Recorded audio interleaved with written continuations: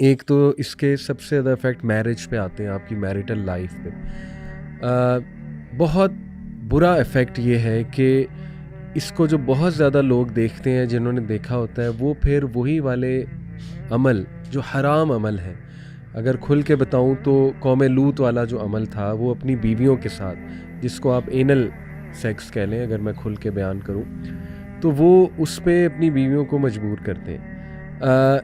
اسی طرح جو ہے وہ کچھ ایسے اعمال جو کراہت انگیز ہیں، کراہت والے اعمال ہیں، وہ سیکشول ایکٹس ہیں، وہ ڈیوینٹ بیہیویئرس ہیں جو ایک مسلمان کو زیب نہیں دیتے ہیں، یا بلکہ مسلمان کیا کسی بھی عزت دار انسان کو یا کپل کو زیب نہیں دیتے ہیں.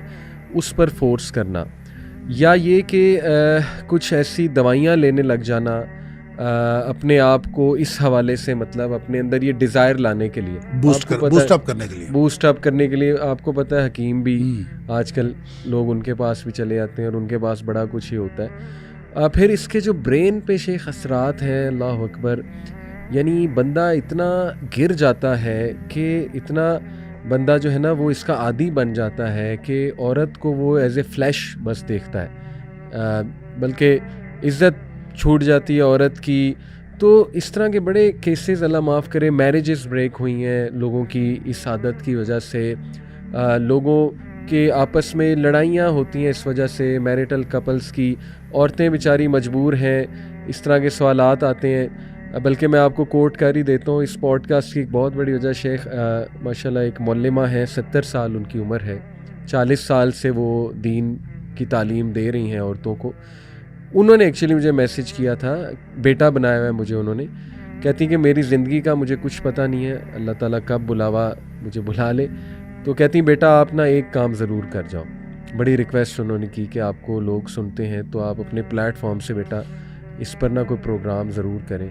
آپ مردوں کو سمجھائیں کہ عورتیں ہمارے پاس آتی ہیں ان کے پاس، اور عورتیں اپنے دکھ بھرے انسیڈنٹ سناتی ہیں کہ یہ عمل حرام ہے، اللہ کی لعنت ہے اس پہ جو اس طرح سے اپروچ کرتا ہے. نبی صلی اللہ علیہ وسلم کی حدیث ہے. تو مرد نہیں مانتے، ان کو یہ حدیث بھی سنائی جاتی ہیں، وہ مجبور کرتے ہیں، اور جب عورتیں انہیں بہت زیادہ منع کریں تو وہ طلاق دینے پہ آ جاتے ہیں. اور عورت آپ کو پتہ ہے ہمارے معاشرے میں کمزور ہے، ماں باپ ایکسیپٹ کریں گے نہیں، کہاں جائے گی، بھائی بھی ایکسیپٹ، وہ پھر مجبوراً عورتوں کو اس عمل کی طرف آنا پڑتا ہے. تو یہ بڑے پریکٹیکل مسئلے ہیں. تو اس کو شیخ یہ والا جو ڈیوینٹ عمل ہے، اللہ معاف کرے، اس طرح سے اپروچ کرنا یا کراہت انگیز اپنی بیویوں کو فورس کرنا، اس پہ میں چاہتا ہوں کہ ان مردوں کو اس نیت سے کہ اللہ کرے یہ سدھر جائیں انشاءاللہ، کیا ہم جو ہے نصیحت. دیکھیں علی بھائی، دو حصوں میں تقسیم کر لیں اس رویے کو. اس میں کچھ چیزیں تو وہ ہیں جو حرام ہیں، جو شریعت نے حرام قرار دے دی ہیں اور کلیئر کٹ حرام ہیں. بالکل ٹھیک. اب اس کے بارے میں کوئی شخص کہے نہ کہے، کسی کی خواہش ہو نہ ہو، اس کے اوپر تو بات کرنا بھی درست نہیں ہے، وہ حرام ہے. جی. اب ظاہر ہے کہ اگر جس کو آپ اینل سیکس کہتے ہیں، یہ شریعت نے حرام قرار دیا، اور جو کرنے والا وہ لعنتی ہے، اور پھر جو شخص کرتا ہے اس کے بارے میں باقاعدہ سزا ہے. اچھا.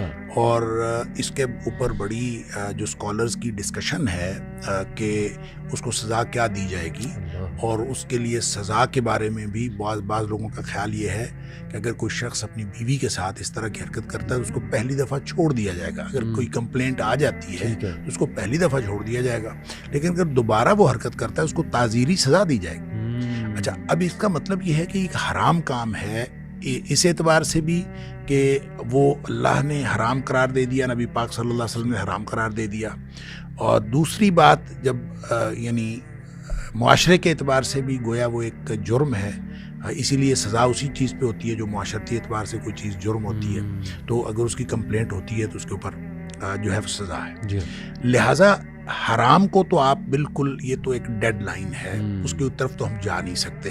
وہ کوئی شخص خواہش کرے یا نہ کرے، اس کا مطلب جو یہ ہے کہ وہ اللہ تعالیٰ کی نافرمانی کی خواہش کر رہا ہے اور اللہ کے رسول صلی اللہ علیہ وسلم کی نافرمانی کی خواہش کر رہا ہے. اور اگر وہ ایسا کر رہا ہے تو اس کو تو ہر صورت میں روکنا پڑے گا اور بیوی کو سٹینڈ لینا چاہیے.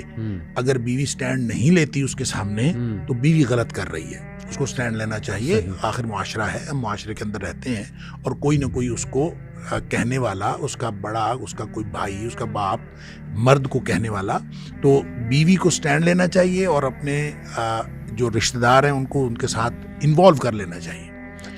اور کسی صورت اس بات کو تسلیم نہیں کرنا. جو حرام ہے وہ تو حرام.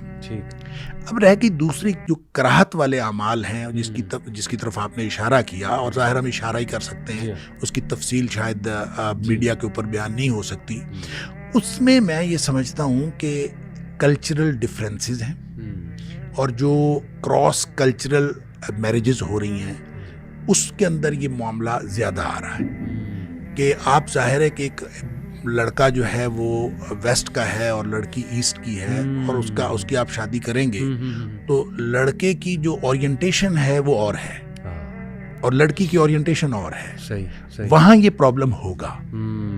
اچھا, اس میں پھر ظاہر ہے آپ کو لمٹس طے کرنی پڑیں گی.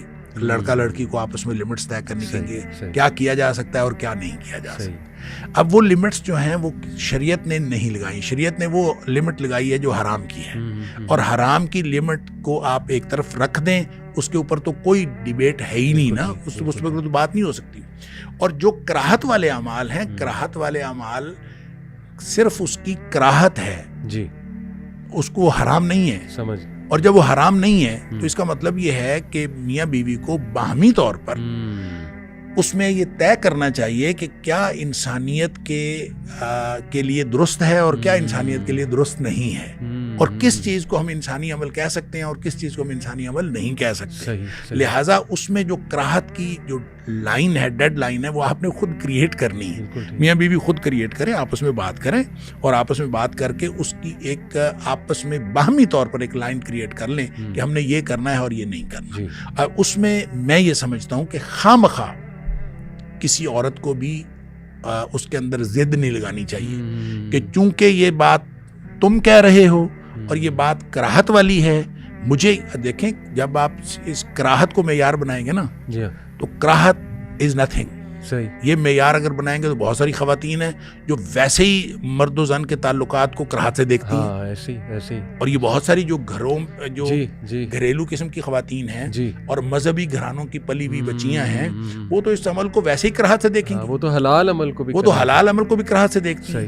لہٰذا کراہت معیار نہیں ہو سکتا, معیار شریعت ہے, اور شریعت نے جس چیز کو حرام قرار دے دیا ہے وہ حرام ہے, اور جس چیز کو حرام قرار نہیں دیا وہ اگر شوہر خواہش کر رہا ہے یا لڑکا جو ہے وہ ایسٹ کا ہے, لڑکی ویسٹ کی ہے, اس کی اورینٹیشن ایسی ہوئی ہے, تو بالکل یہ وائس ورسا بھی ہو سکتا ہے. اور وہ جو خاتون ہے وہ جس طرح کی اس کی اورینٹیشن ہے, وہ اگر کوئی خواہش کرتی ہے, دیکھیں یقین کریں, میں ایک جگہ جمعہ پڑھایا, پرانی بات ہے, صحیح, تو جمعے کے بعد ایک کوئی 60-65 سال کا یا شاید 70 سال کا ہوگا آدمی, وہ مجھے لے گیا ایک طرف, مجھے کہتا ہے پنجابی میں, اس نے کہا کہ میں تیرے مگر جمعہ پڑھیا تو مینوں لگتا ہے تینوں مسئلے دا ول ہے.